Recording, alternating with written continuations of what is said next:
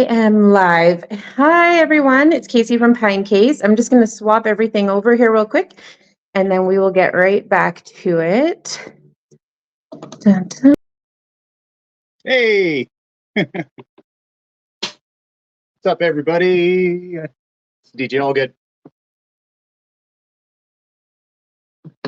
Repping the learning alternatives. Yeah.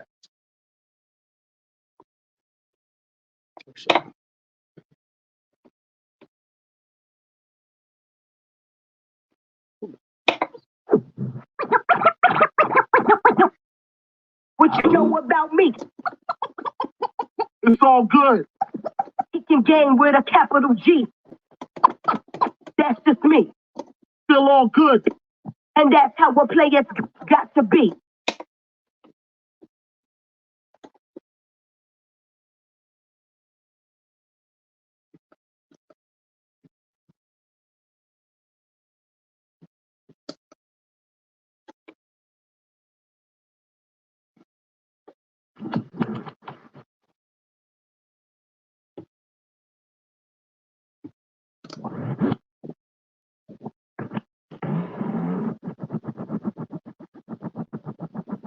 All right, there. Can you see me?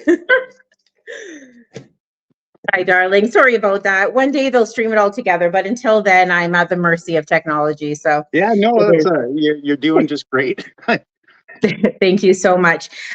So hi, everyone. It's Casey from PINECASE. I just want to take the time really quickly to make a somewhat emotional announcement.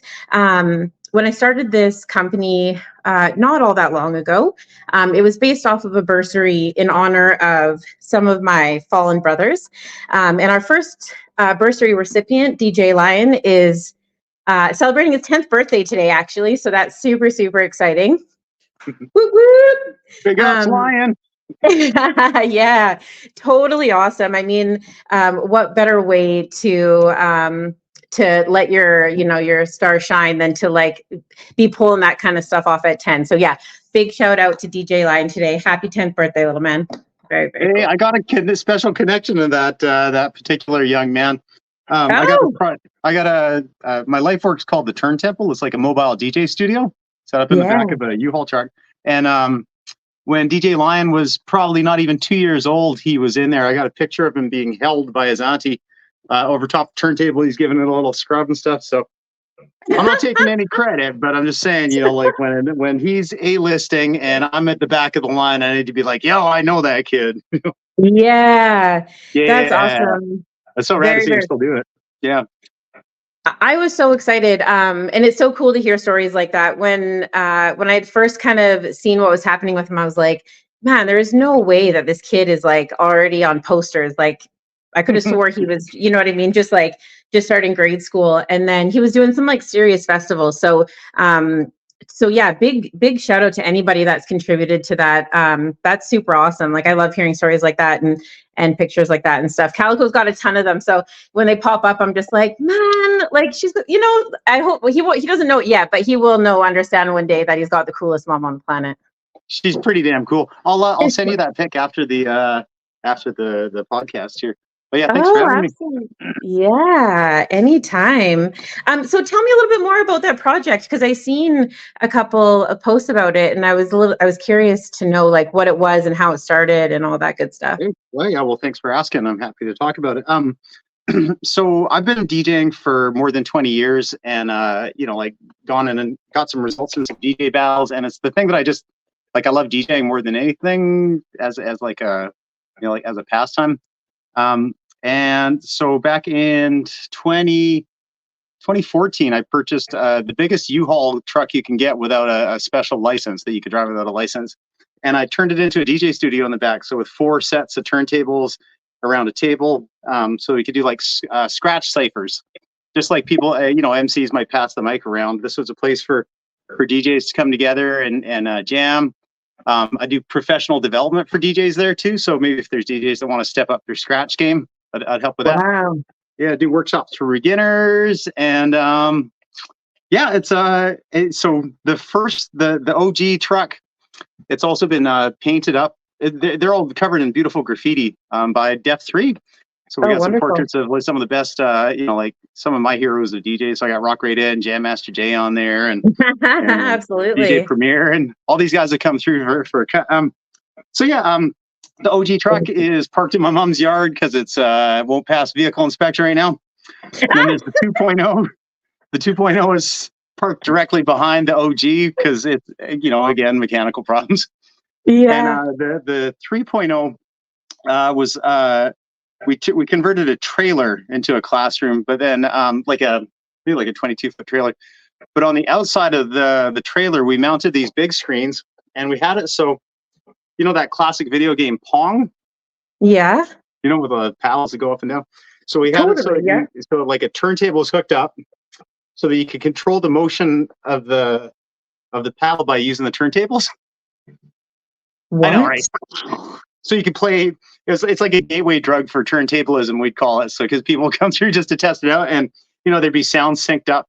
So yeah, it was cool. So people would be having DJ battles, but they'd be having a Pong battle at the same time. So can we talk about just the ingenuity to that? Like, if there was, like, what a great way to, one, get like the youth involved, but two, just to get like people involved, like, everyone knows, well, not everybody, but like Pong is such a basic thing. It's super, super simple. You got the 2 lines and the 1 dot, like visually it's really simple. So to be able to apply that to something like DJing to get people kind of like excited about it and participating, like what a great idea.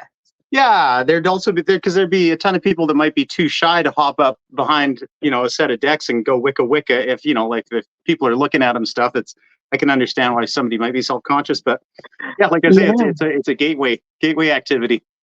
Very cool. Yeah, I admire people that jump back there so naturally, because just the tables alone, there's so much to look at. Like what a multitasking. Yeah, exactly. Like you know what I mean? It's so incredible to even, just as a visual. So I can appreciate anybody that has the confidence to jump back there. When did you start? Like, how old were you when you kind of thought that this was your thing? Geez, well, so my parents got me a portable turntable when I was very young. I'd say I got that maybe when I was like 3 or 4 years old. And I actually still have the record sitting upstairs. I got my same old record box, like a little one. And my favorite song was Tijuana Taxi by Herb Alpert and the Tijuana Brass. So I have that on a 45. And that would be my first, because this thing also had a cassette deck built in and a radio. So you could like record off the radio. You could record off records. You could like speed things up and slow them down. And then I guess when I was in high school, I started making mixtapes and like hosting parties, things like that. Because I grew up in Nanaimo, and there's, like if you're a teenager, it can be boring, right? So I sort of was creating the kind of world that I wanted to see. So, like hosting, like rent a community hall, make a mixtape, rent some speakers, and press play on a cassette tape so people can dance to funk music. That's kind of, I was doing that. Geez, I don't even want to do the math, but but I've owned turntables, and so like I've gone from dabbling in it to well, it's like my career now, so that's what I do for a living. But I got my first set of decks in 98. 98. We're in the same generation, so the math is mathing for me. I completely understand and can appreciate how a few years dedicated to it. That's a while. Yeah, and good on your parents for introducing you to that at such a young age. Like, I don't know what they thought they were going to accomplish, but man, did they nail it, right? Like to offer that up and then to have this turn out, like that's pretty cool. My dad was actually working for Radio Fiji. He was a broadcast journalist, and he was working in Fiji when he met my mom. Oh, so wow. Like right from the start, there's kind of some ties to DJing and to airwaves and to like chance meetings and yeah.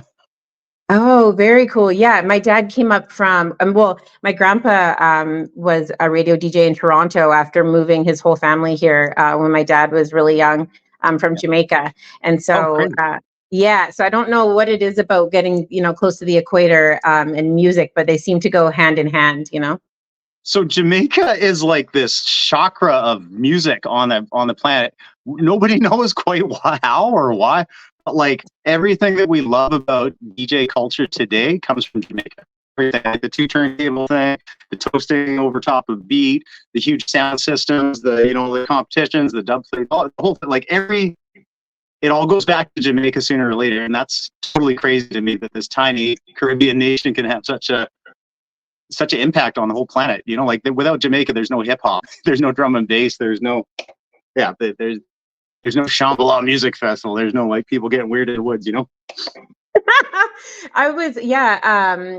Mashiri and I were talking about this a little while ago, and we were talking about like how in Jamaican culture, the way that, music kind of flows is that everyone takes the same beat and then, morphs it into their own. And somehow along the way that we've lost that, like in North America, everyone kind of has a song and then that's their song. And you have to like really want to have a song to either cover it or to sample it.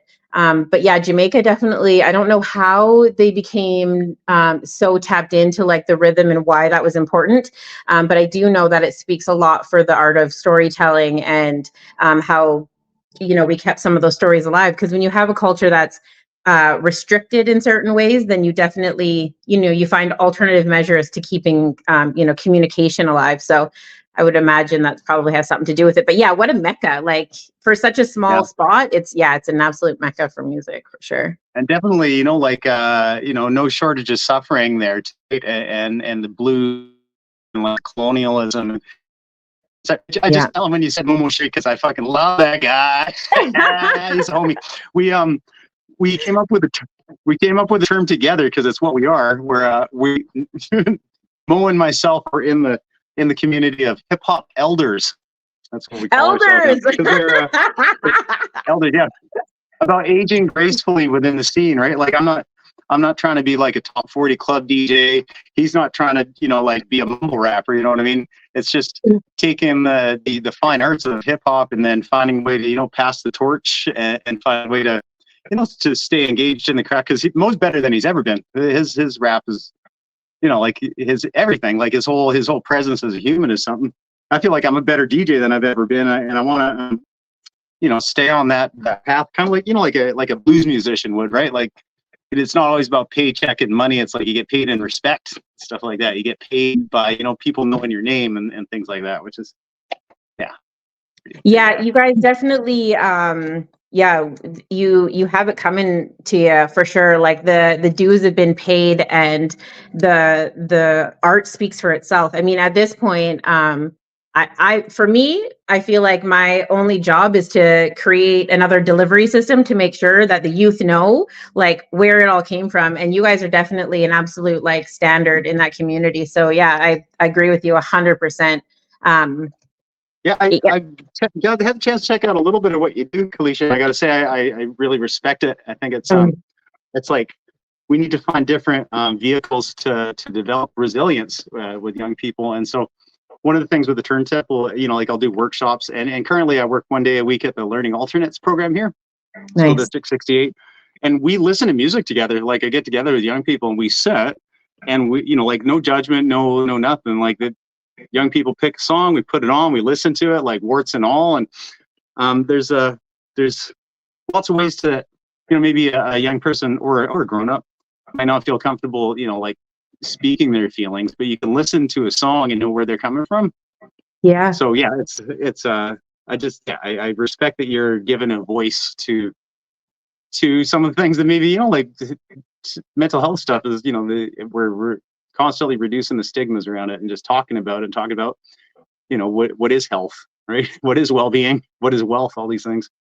Yeah. And what is therapy, right? Like, I mean, even like Matt Surreal, because we're all kind of from the same area, right? So, yeah. Shout out to Surreal. But he's another one, like, when you kind of think of it, like, none of us came from anything exceptional, and just the opposite. I think some of the stories are fairly tragic. But when you see what you guys have accomplished, I'm not a musician in any sort of manner. So the idea behind PINECASE was really just to find a way to like create just another platform for you guys to show the kids, like, you don't need to be out there doing all this crazy stuff or, like you're allowed to grieve when you lose your homie to like the epidemic or the pandemic or whatever, but you can still be doing great things. When you see the stages that you guys have shared, that alone is just is such an inspiration. And then the things that you continue to do, I mean, the festivals coming up, and everything on the docket for the summer, like when you see names and you see those names together and you start linking it together, it's like, yeah, I find it really important that the kids know that they can come from the same, second in Dogwood that I came from, and still go out to do like really great things and share the stage with some really great people. So yeah, no, shout out to you guys all day long. Surreal's just such an awesome dude, and yeah, definitely came from an upbringing of adversity. So I'll call him my Los Lobos brother, and here's just like some of the inside joke is like, there was this budget ass brand of sneakers that they used to sell at Zeller's that looked like Air Force Ones, but they were just not. And they were Lobos. That was the name of the shoe, was Lobos. Okay. And there's only one person I know that knows of these shoes. And it's surreal because he knows. Also, like right at the start of the pandemic, right? Like people were out of work, people were, panicking and struggling and shit. And me and Matt had just a fucking good laugh. He's like, Pete, people freaking out. It's like they've never been poor before.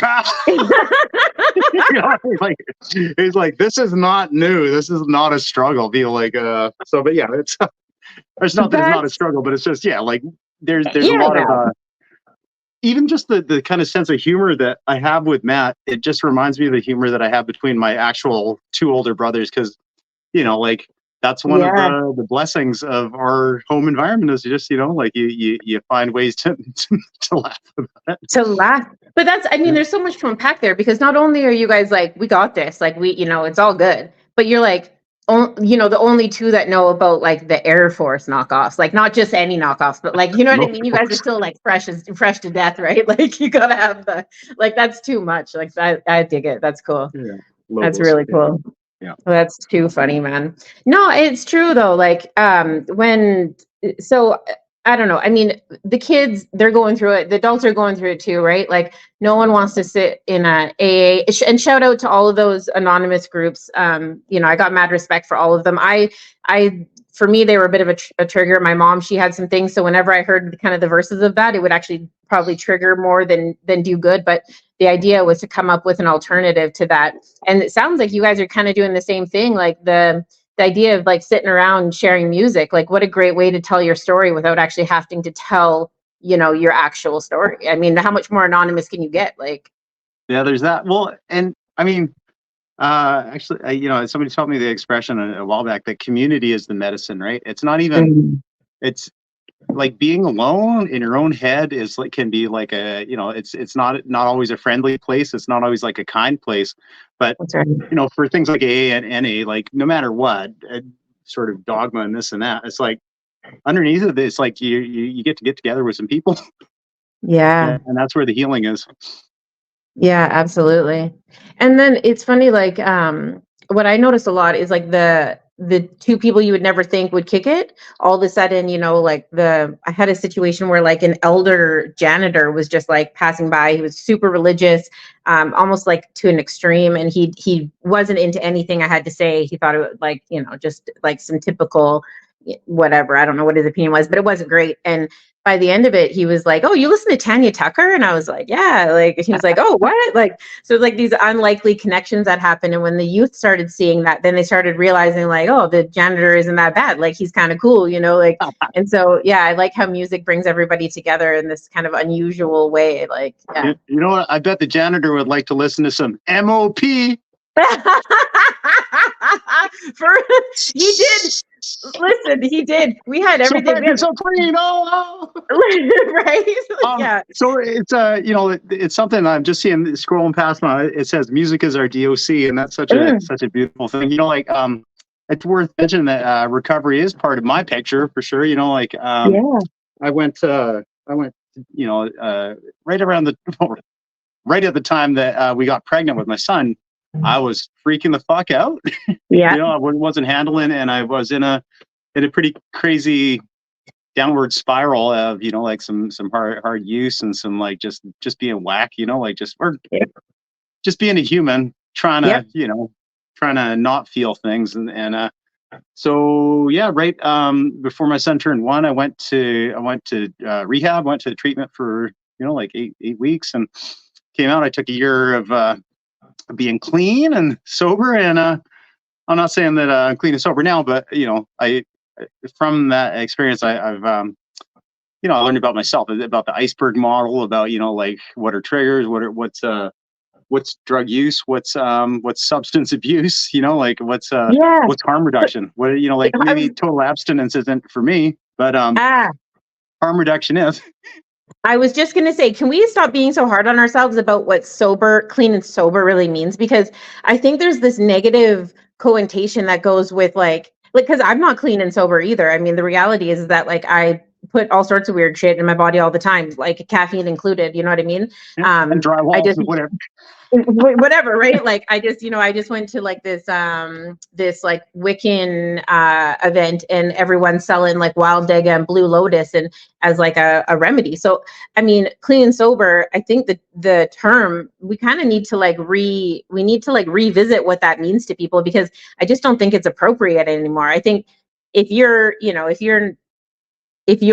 DOC, right? If your DOC doesn't have a negative impact on you and the shit that you love, then do you really need to be clean and sober? I don't know. Well, also, I think everybody needs rehab.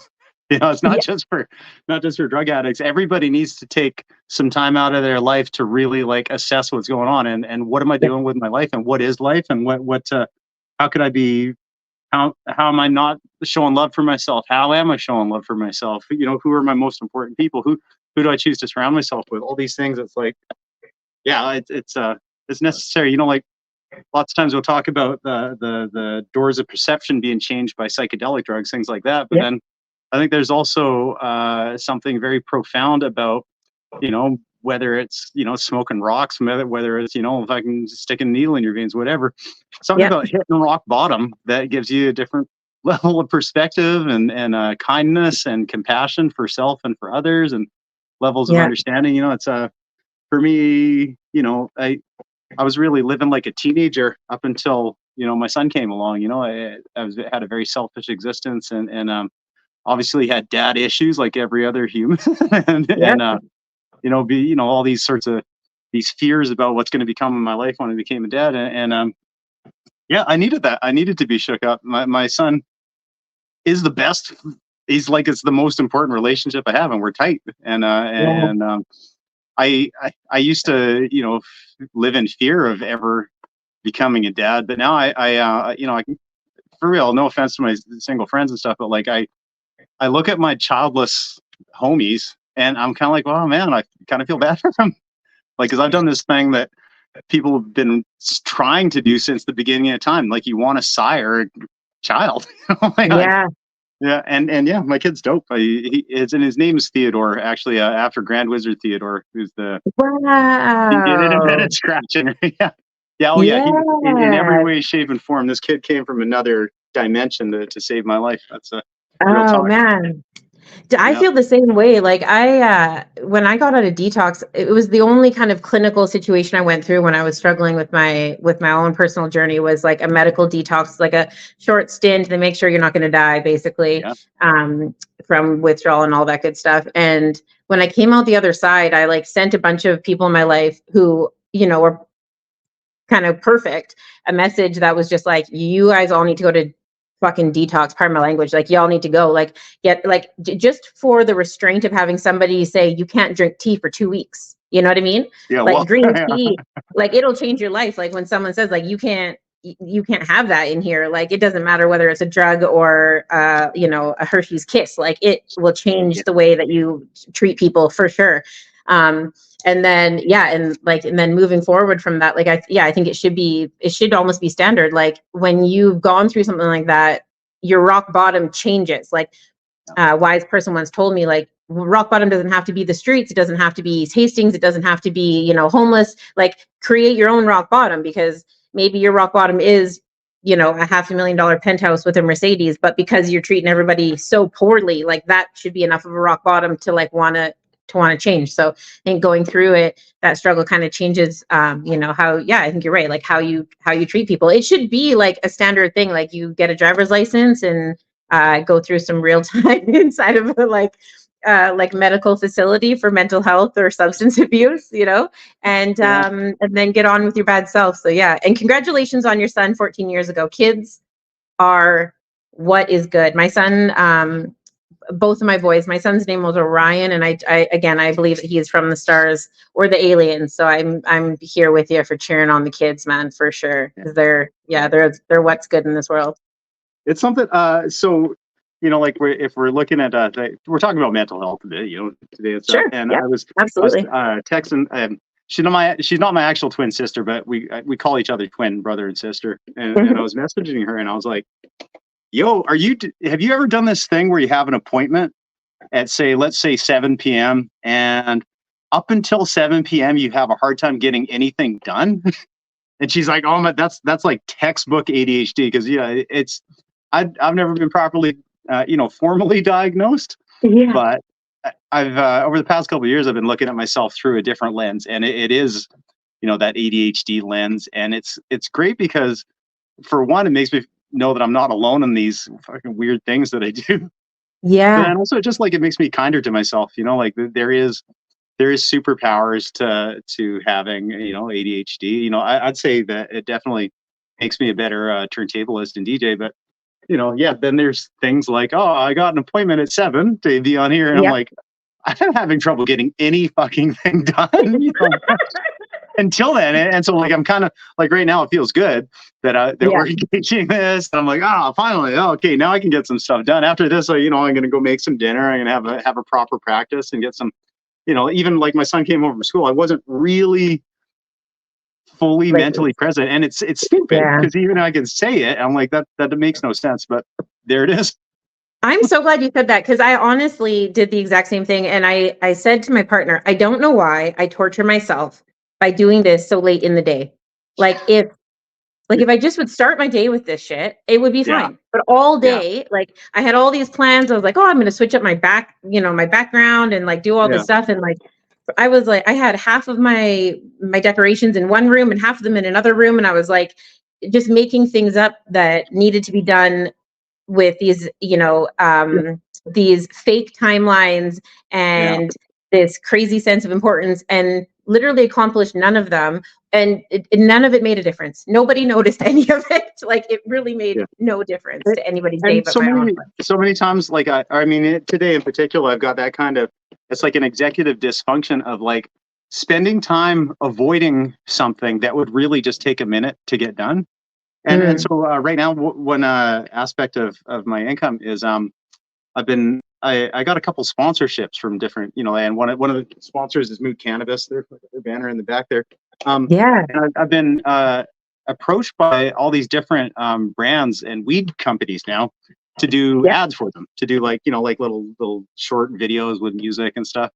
And so right now I've got like, I need to finish a half-hour mix by the end of the week, by Friday. And I've got 4, they're small, like just little 1-minute clips of me scratching. Super easy. But because there's so many of them, you know, because there's 5 and I'm looking at it like 5, that's like, hey, 5 takes up, you know, like, hey, I can't see anything past that, right? When really I need to look at it like, oh, hey, 1. Yes. Yeah. Oh, shit. Not a big deal. You know? Totally. It's so important to like pull them apart and crush them out one at a time. And it's funny because we do that with things like if you didn't have that list of stuff to do, you probably would have accomplished that amount of work in your personal life just because you felt like it, you know, like it would easily, it's easily would have been done just like hanging out with friends, like quickly whip this out, or like maybe you would have recorded it for absolutely no reason, like just for something to do for Facebook or something. But because it's like you have this list of priorities, it's amazing how well like we can procrastinate them right into the deadline. Like, because the circumstances have to be perfect before I can start working on shit. When it's like, no, it doesn't. If we were always waiting for things to be perfect, like case in point, you know, being dead. If I got to wait for the right circuit, the right time, the right amount of income, the right blah blah blah. It's like you'll figure it out, you know. just leave. It's gonna, you know, just Just send it. Yeah. Just send it. Like that's, yeah, exactly. Just send it. Like just get on with it. It's so funny. And then you'll get all of them done in like, a ridiculously quick amount of time and feel good, reward yourself with all the things like, Dopamine hit like. yeah, totally. Just Totally. chilling for the rest of the week. Yeah. Yeah. Yeah, that's crazy. Mental health is crazy. It's one of those things that I didn't understand. No one ever diagnosed me either. I just went through my life thinking that that was totally normal. And so self-medicating became really easy, one of those really easy things to do, and not even understanding that it was like this negative kind of like give and take situation, right? Before you know it, you're like not feeling any of it at all. First thing, So yeah. When I asked my doctor, I got a really great family doctor. When I asked him about ADHD meds and the whole thing, and like we had good open conversation about this and that. Like one of the first questions he asked me is like, "Hey, how's your cocaine use right now?" I was like, "Oh." Yeah. And he's like, "Well, because like it's pretty common for people with ADHD to self-medicate." I was like, "Oh snap." I've been 100%. really lucky that so Theo's mom, we're still really tight. Like we're not as a couple, but like for the entire time that we were together, she worked as a psychiatric nurse. So I've got like 12 plus years of her coming home after work and like decompressing and talking about mental health issues. And very cool. And I think that gave me a lot of compassion for the subject in general. Just looking at it as just another form of health. But even that being said, as much as I've heard about it, as much as it, like got some perspective on it, something like depression, I didn't really understand depression until I got depressed. Yeah. Then I was like, oh shit. So, and then I felt like an ass because I think about some of my friends that were going through depression. I was like, oh man, maybe you just need to eat more vegetables and go out and get some sun. It's like, yeah, just freaking exercise, man. What's your problem? Yeah, what you talking about? Just get up and do it. It's like, oh geez, okay, now I understand. Oh, okay, not wanting to, wanting to isolate, wanting to just stay in bed all day, just like seeking solace in sleeping, and I'm again really really lucky that I'm wealthy in friendships that there's one friend in particular, Eric. I just remember him just being like, him just showing up and be like, yo, put your shoes on, let's go, and just wasn't taking over an answer and just went over to another buddy's house, and it was like a Care Bear stare. Like I was sitting in the chair, had homies around, and they're like, hey, what's going on? I'm like, oh, I'm just underperforming in life, and I was in a place that I could accept their love, and like it was really like on the Care Bears, like I could feel the beams of just lifting me up and putting me in just getting me back where I need to be.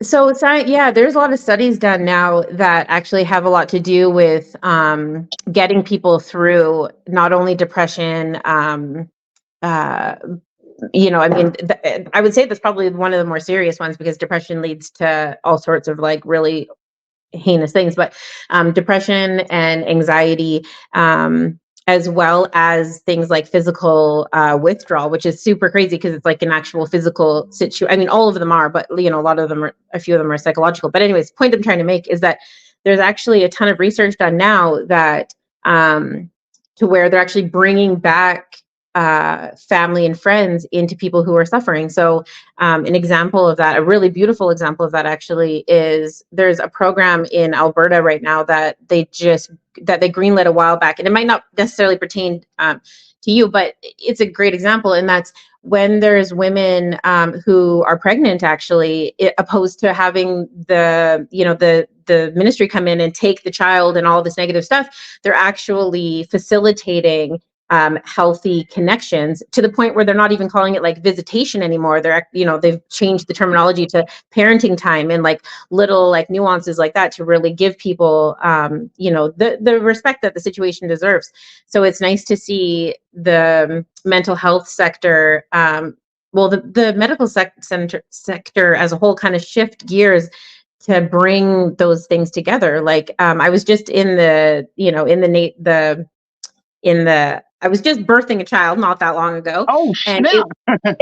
Not all that long ago. And it was amazing, like the programs that they were running there, where they actually had special spaces to like have the family there at all times. Whereas like historically, they would like tear everybody apart and, the baby would go to NICU and all this stuff. And it's this, even the terminology has changed. So I'm so grateful to see some of that come back. Whereas like, yeah, very much in a Care Bear, situation, like, there is healing in numbers. There is healing in vibe. Like there is healing, not only in frequency, but in actual feeling that you get. And they say that, dopamine is released when you can feel somebody else. And I keep relating it back to the babies, but the reality is like 20-second hugs will bring you back from a really negative thought. So it's really neat to kind of be a part of the conversation, as the mental health kind of unfolds, I think in a proper way, in a way historically, that's where the way it was honored, but we kind of lost that somewhere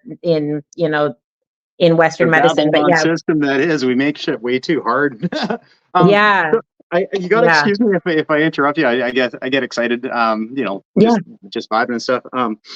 Something I do want to bring up is so in November last year was it was the 20th anniversary of me losing my sister. Again, not my sister, but my sister. Like losing her to she lost her battle with depression, and her name is Mia.